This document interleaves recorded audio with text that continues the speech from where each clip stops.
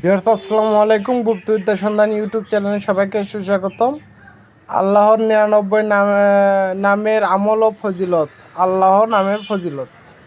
দৈনিক যে ব্যক্তি 1000 বার ইয়া আল্লাহ পড়বে, ইনশাআল্লাহ তার অন্তর থেকে সকল প্রকার সন্দেহ সংকোচ দূর হয়ে যাবে। সে সংকল্প ও বিশ্বাসের শক্তি লাভ করবে।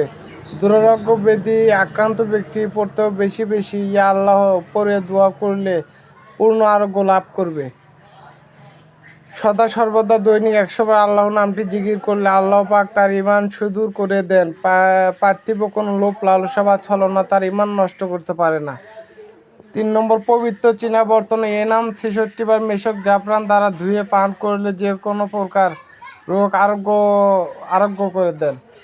যে সকল কঠিন ব্যাধি কোনো রোগ চিকিৎসা আরোগ্য হয় না, বরং চিকিৎসক রোগীর আশা পরিত্যক্ত করতে বিদায় দেয়, ওই রোগীর জন্য শেষ অবস্থা হলো পারলে রুগী নিজেই প্রতি দমে দমে আল্লাহ নামে জিকির করবে, আর না পারলে তার আত্মীয় স্বজনগণ একধারে কয়েক ঘন্টা নামটি জিকির করে রুগীর রোগ মুক্তির জন্য আল্লাহর দরবারে দোয়া করবে।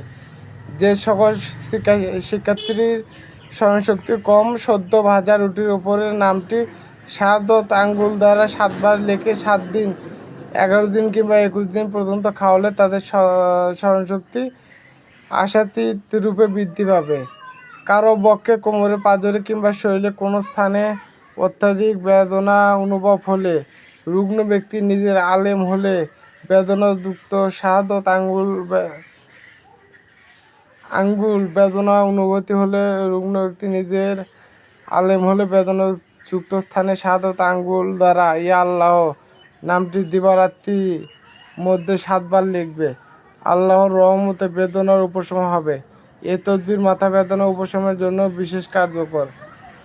গর্ভবতী মহিলা সন্তান প্রসবকালীন বেদনায় খুব কষ্ট পেতে থাকলে কিছু পরিমাণ ইক্ষু গুড় নিয়ে ইয়া আল্লাহ 100 বার পাঠ করে প্রত্যেকবার ওই গুড়ে একটি করে দম করবে, অতঃপর ওই গুড় প্রসবিনে খেতে দিবে। আল্লাহর রহমতে বেদনা উপশম হতে থাকবে। খুব সহজে বিনা কষ্টে সন্তান প্রসব হয়ে যাবে। আসসালামু আলাইকুম।